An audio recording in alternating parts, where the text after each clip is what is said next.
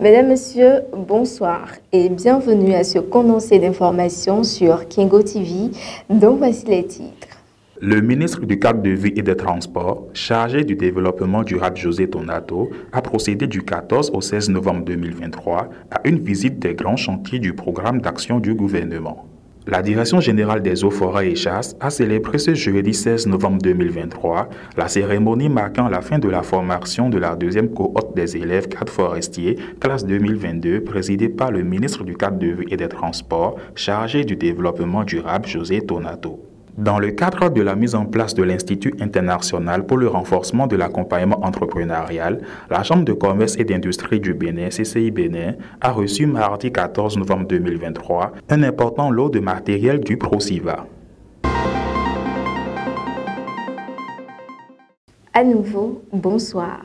Comme il a été annoncé en titre, la Chambre de commerce et d'industrie du Bénin a bénéficié d'un financement de la coopération allemande à travers la GIZ pour la mise en œuvre du projet de renforcement des capacités entrepreneuriales de 400 micro, petites et moyennes entreprises, suivant l'approche SME Loop développée par le projet Centre d'innovation verte pour le secteur agroalimentaire.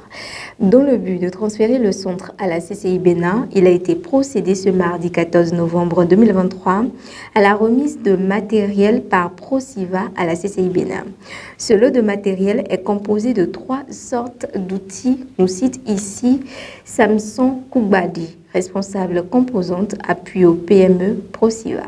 En septembre 2022, où l'étude de faisabilité du Centre régional de compétences pour la promotion de l'emploi recommandait que cette institution soit transférée à la CCI Bénin. Mais l'étude est allée plus loin pour recommander carrément la création d'un institut international de renforcement de l'accompagnement entrepreneurial. Et cela devait être concrétisé par la signature d'un protocole d'entente. Bien évidemment, au regard de la franche collaboration qui nous a toujours unis, le Prociva n'a pas voulu attendre que la signature de ce protocole intervienne d'abord avant déjà de poser des actes majeurs. Donc l'un de ces actes, c'est déjà le transfert du patrimoine de l'ancien Centre régional de compétences pour la promotion de l'emploi à la Chambre de commerce et d'industrie du Bénin. Il y a les matériels de modération d'information. Il y a également les matériels de bureau dont se serviront les personnes qui seront appelées à animer cet institut et enfin des matériels d'accueil. Au cours de cette cérémonie, le secrétaire général de la CCI Bénin rassure la chargée du projet Prociva de la détermination de l'institution consulaire à mener à bien cette mission. Nous avons une détermination à la Chambre de commerce. La détermination, c'est de dire ce que nous allons faire. C'est de faire ce que nous avons dit et accepter de rendre compte. Soyez alors assurée, Madame la chef Prociva, que vous n'avez pas fait œuvre inutile en travaillant à ce que ce centre qui va devenir l'Institut international soit transféré à la Chambre de commerce. Ce centre, dites-vous déjà qu'on ait les matériels complémentaires ou pas, nous allons le faire grandir. Je suis convaincu qu'on va pousser l'Institut très très loin. Après plusieurs collaborations fructueuses avec l'institution consulaire, la chargée du projet Prociva est convaincue que ce projet sera mené à bien par une équipe déterminée. J'ai ressenti vraiment votre détermination dès le début, votre engagement et vos efforts pour cette course commune. La collaboration par rapport aux différents projets qu'on a déjà eus était vraiment excellent. Je trouve l'exemple de programme qualité, mais aussi l'amélioration d'accès au financement pour les PME, la participation aux foires et surtout tout ce qui concerne le SME Loop. sont des exemples où notre collaboration a vraiment porté fruit. Et je pense le fait que vous avez déjà commencé à donner conseil aux projets qui sont dans d'autres pays comme le Togo, c'est un pas qui est énormément important et ça montre qu'il y a beaucoup d'intérêt pour l'approche. Nous serons très heureux aussi de vous accueillir en Allemagne à la fin de ce mois pour prendre connaissance des acteurs importants par rapport à l'approche au niveau de notre siège et aussi d'échanger encore avec l'association internationale SMI Loop. Je pense que tout ça va nous mettre davantage avancer sur ce chemin. Et moi aussi, également, j'ai foi qu'on va en aboutir.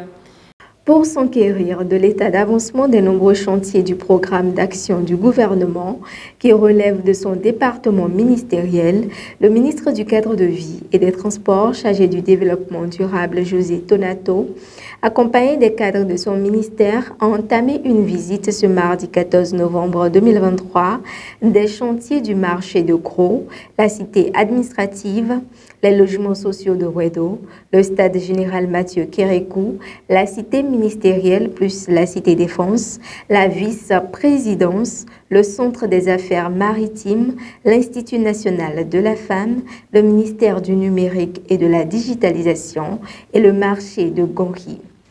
À la fin de cette première journée, le directeur général de la Société immobilière et d'aménagement urbain fait le point. En chiffres, globalement, je peux vous dire que ça fait à peu près 500 milliards d'opérations en cours, de travaux. Ces chantiers sont mûrs. Nous sommes sur des projets qui sont en pleine évolution à différentes étapes. Et je peux vous dire ici que cette visite marque en réalité le temps des livraisons. Vous avez pu voir au niveau donc, du marché de Gros que globalement on est au-dessus, on est au-delà de 80% pour l'ensemble des lots qui sont engagés. Vous avez pu voir que sur les entrepôts, nous sommes en phase d'opération préparatoire préalable à la réception des travaux. Vous avez également pu voir au niveau de la cité administrative qui est destinée à recevoir justement les services techniques des ministères que, après les difficultés que nous avons connues en fin d'année dernière, nous avons restructuré le chantier et procédé à une nouvelle adjudication et désormais l'entreprise, la nouvelle, a pris les rênes donc, du projet et ça marche. Nous sommes allés également à Wedo. Wedo, c'est le chantier du siècle, le chantier des chantiers, très complexe. C'est une ville qui est construite là-bas. Et donc, après toutes les étapes, les difficultés, il faut le reconnaître, et ça c'est le propre des projets, on a pu quand même trouver une nouvelle organisation qui nous permet donc de nous concentrer, d'avoir un focus sur la livraison des logements. Et je peux rassurer les populations béninoises que les logements socio-économiques promis seront livrés. Au premier semestre de l'année prochaine, nous serons en mesure de commercialiser un grand lot d'au moins 5000 logements. Une fois à Cotonou, en complément avec la cité administrative, vous avez vu quasiment la cité ministérielle est quasiment achevée. À côté de la cité ministérielle, nous avons la cité défense qui doit recevoir tous les états-majors des forces de défense et de sécurité de notre pays. Ce chantier est au démarrage, mais est sous contrôle, il n'y a pas de sujet majeur sur ce chantier. Il en est de même des bureaux de la vice-présidence que nous avons visités.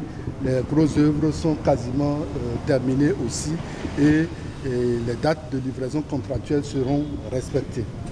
Nous avons aussi visité le centre des affaires maritimes, le joyau du boulevard l'autre joyau, j'allais dire, du boulevard de la Marina, qui évolue également correctement. Après les ajustements, le chantier est relancé, c'est visible. Et donc, je peux ici vous dire que nous sommes sur des projets mûrs, maîtrisés, financés. Le reste, ce sont les difficultés de mise en œuvre inhérentes à tout grand projet de cette nature. Il faut reconnaître qu'on n'en a jamais fait. dans notre pays. Et vous voyez le nombre de personnes impactées, les ouvriers béninois que nous avons rencontrés depuis ce matin. C'est autant d'impact dans les familles.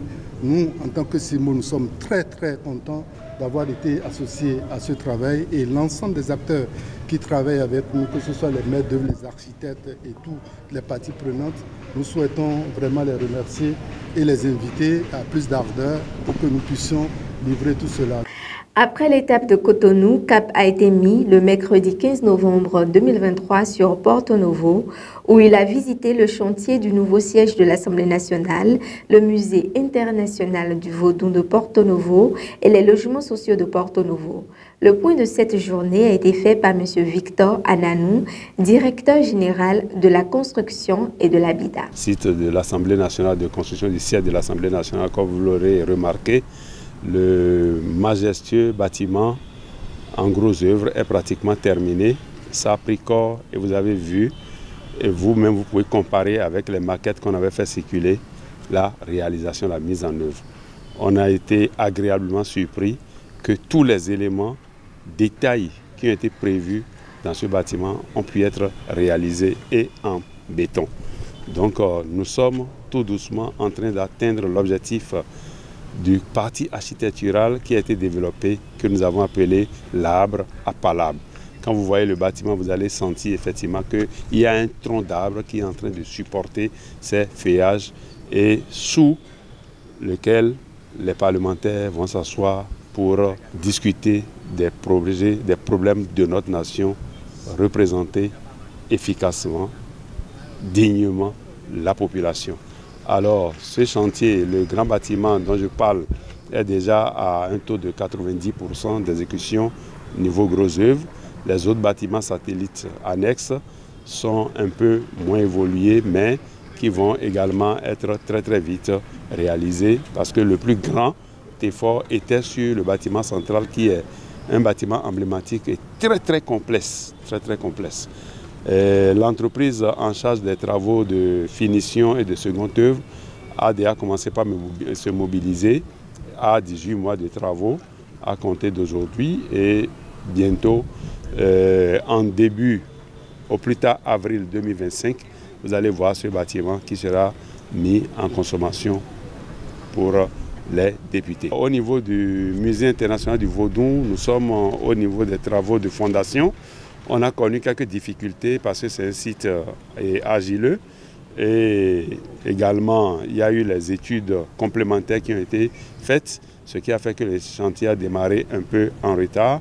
Nous sommes aujourd'hui à près de 8% de taux d'exécution, mais toutes les fondations sont déjà pratiquement achevées. Il reste les formes de dallage à couler pour commencer à couler le coulage des voiles. Et inclus à ce musée, il y a l'aménagement de la place Bagnole, qui est la place Tofa 1er. Une nouvelle statue a été déjà conçue et fabriquée et se trouve déjà au port de Cotonou. Le socle, les travaux du socle vont être réalisés par l'entreprise Satom. Ces travaux vont être achevés d'ici fin décembre pour que nous puissions monter la statue de Tofa là-dessus. L'ancienne statue sera déplacée vers le jardin d'été de Tofa 1er et ça permettra à l'entreprise Jet Contractor de faire l'aménagement du site. Ici, c'est 173 logements qui sont prévus. Tous ces 113 logements sont déjà coulés et présentement, nous sommes en train de procéder à leur couverture et aux travaux de finition.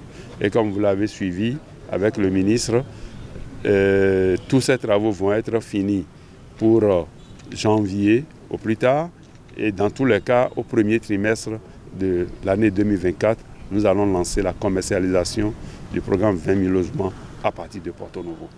Donc un rendez-vous est pris pour début 2024 pour que vous puissiez constater vous-même l'engagement pris, le respect de l'engagement par l'État béninois. La visite se poursuit ce jeudi 16 novembre 2023 sur les chantiers du programme d'adaptation des villes au changement climatique et du projet d'assainissement pluvial de Cotonou. Cette descente fut l'occasion pour les responsables des chantiers de mettre l'accent sur les difficultés rencontrées dans l'exécution des travaux. Les voies telles qu'on les aménage aujourd'hui, c'est des aménagements de mur à mur ou de riverain à riverain tel qu'on le dit. Cela nous impose de traiter convenablement les réseaux d'eau, les réseaux d'électricité, les réseaux de téléphonie, pour que quelques mois après l'achèvement des travaux, on n'ait pas d'autres interventions qui viendraient dégrader ce qui est fait. Donc nous avons pour obligation de bien adresser ces questions et il faut dire que ça a pris un peu de temps au début pour nous entendre avec les concessionnaires et les intervenants, mais à la date d'aujourd'hui, l'essentiel, n'est-ce pas, de ces réseaux sont maîtrisés, mais il reste simplement à faire quelques raccordements. C'est ça qui fait l'objet des travaux d'achèvement qui restent à faire. Alors, au-delà de ces questions de déplacement de réseau, nous avons quelques points d'achoppement où il y a encore quelques riverains qui bloquent, on peut dire, l'avancement des travaux. Mais le ministre a été clair, il a donné des instructions qu'il faut. Et dans les jours à venir, ces questions-là seront complètement levées. Il faut avouer que nous avons un petit retard quand même par rapport au délai contractuel pour les raisons que j'ai évoquées tantôt. Et avec le passage du ministre, les instructions sont données, les entreprises sont là. Elles ont pris des engagements pour que dans les jours à venir, dans les semaines qui vont suivre, que nous puissions délivrer ces travaux. Dans tous les cas, vous voyez que nous sommes bien en phase d'achèvement, de finition. Tout est mis en œuvre pour qu'on finisse effectivement dans les délais ou dans des délais raisonnables, mais pas pour sacrifier la qualité des travaux. Nous y mettons un point d'honneur et le ministre a insisté à la fin de sa visite pour que tout soit fait pour sauvegarder la qualité telle qu'il l'a vue dans l'exécution des travaux, même si nous avons quelques semaines de décalage. Notons que pour le compte du PAVIC et du PAPC, le ministre a pu apprécier l'évolution des travaux sur les sites suivants. Le croisement avec la voie pavée de l'hôtel du lac, le croisement avec la voie de Surulere vers le lac Nokwe, le carrefour Yenawa du croisement du collecteur de l'As Kondeu-Kowebo, le carrefour de la Lune Sainte-Cécile, le carrefour du lancement PAPC et le pont de Ménontin. De ces 3 jours de visite, retenons que tous les chantiers évoluent convenablement avec de bons taux d'exécution. À l'entame de la pré-saison à Energy Basketball Club, les joueurs, aussi bien que ce soit de l'équipe masculine comme féminine, ont été psychologiquement outillés pour la saison 2023-2024 qui s'avère être un grand challenge sportif pour eux. La confiance en soi et l'échec, c'est autour de ce thème que s'est tenue une activité de causerie et de débat dans la matinée du mercredi 15 novembre 2023 sur le terrain Énergie, où les joueurs ont reçu des rudiments afin de mieux aborder la saison sportive en compagnie d'experts sportifs et de Segbede Aligbono, spécialiste en psychologie.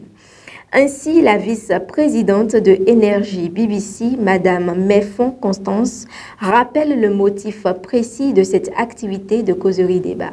Dans un environnement sportif et dans un système sportif, il y a plusieurs acteurs. Les premiers acteurs qu'on voit tout de suite, ce sont les entraîneurs, les joueurs. Mais en arrière-plan, il y a ceux qui apportent le nerf de guerre, les souffles nécessaires aux joueurs. Ce sont les dirigeants. Ce sont les dirigeants et justement par rapport à notre partition, nous l'avons commencé par la jouer depuis fort longtemps. Et la partition a commencé par les préparatifs, depuis le Nigeria en passant par Lomé et justement au Bénin. Ça, c'était les préparatifs d'autres techniques. On avait mis les joueurs en jambes. Mais il fallait derrière prendre en compte l'aspect psychologique, l'aspect confiance. Vous pouvez avoir les meilleures techniques, vous pouvez avoir les meilleures tactiques, vous pouvez être le meilleur joueur. Si psychologiquement dans la tête, vous n'êtes pas stable, vous n'êtes pas équilibré, vous pouvez perdre simplement votre match. Et c'est justement ça qui a suscité l'animation de cette thématique où nous avons appelé ce matin à nos côtés 4 experts qui ont favorablement répondu à notre attente. Et au terme justement de cette communication, j'avoue que personnellement j'ai été satisfaite parce que quand je prends la commande, c'est-à-dire ce que nous leur avons demandé de faire, c'est de pouvoir répondre à certaines préoccupations et à certains comportements qu'on observe au sein de l'équipe. Cérémonie marquant la fin de la formation de la deuxième promotion des élèves gardes forestiers classe 2022 ce jeudi 16 novembre 2023 à la Direction générale des eaux, forêts et chasses. Une formation de 12 mois suivant plusieurs phases indispensables. Dans un premier temps, ils ont vu leurs capacités et conditions physiques renforcées. La culture de l'endurance et la résistance physique et mentale a été renforcée avant de les amener à acquérir les fondamentaux de l'art militaire. Cette première phase s'est déroulée au Centre de formation militaire de Bembereke, CFMB. La seconde phase s'est déroulée à l'École nationale des eaux, forêts et chasses et est essentiellement consacrée à donner aux apprenants les aptitudes pour exercer les fonctions de garde forestier ou adjoint de chef de poste forestier au sein de l'administration forestière. Cette phase théorique a permis essentiellement de renforcer les connaissances en écologie générale, conservation de la faune, aménagement et gestion des aires protégées, aménagement et gestion des forêts naturelles et suivi des plantations et en surveillance des aires protégées. Cette formation a été assurée par l'École nationale des eaux, forêts et chasses avec l'implication du Centre de formation militaire de Bembereke pour la phase militaire. En effet, la formation militaire et la formation professionnelle ont permis de moduler ces jeunes à l'exercice et à la discipline militaire, au patriotisme, au respect de la hiérarchie, surtout aux pratiques forestières et à la sécurisation des aires protégées. Cette cérémonie a été présidée par le ministre du Cadre de vie et des Transports chargé du développement durable, José Tonato, qui n'a pas manqué de prodiguer de précieux conseils au nom du gouvernement aux récipiendaires. Vous êtes une promotion exceptionnelle. Exceptionnelle par votre structuration, 22 personnels féminins sur 100 au total, de mémoire d'hommes.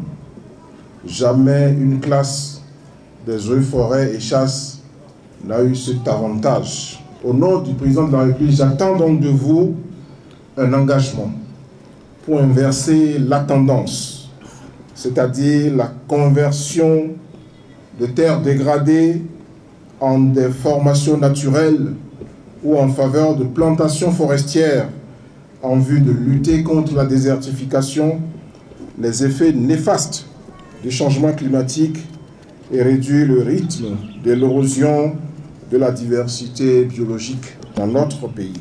Vous devez vous montrer digne de la mission qui vous est confiée ce jour. Vous devez vous investir avec courage, volonté, abnégation, patriotisme, honnêteté, loyauté et professionnalisme pour accomplir cette mission que je considère être une mission noble. Dans le même sillage, le directeur général des eaux, forêts et chasses les invite à s'engager avec foi et détermination. Vous avez subi et franchi l'épreuve de la formation. Vous devez à présent faire face à la profession de forestier. Pour vous, c'est le début d'une histoire dans laquelle vous devez vous engager avec foi et détermination. En votre qualité de garde forestier, vous serez appelé à agir sous la direction d'un chef. Principalement, vous serez déployé pour les activités de vulgarisation, de reboisement, d'application des tests en matière forestière et pour des missions de sûreté et de sécurité, en servant d'appui aux fonctionnaires de grade supérieur. Vous devez donc vous montrer exemplaire, discipliné et disponible. Fin de citation. J'attends donc de vous d'être des modèles dans l'action.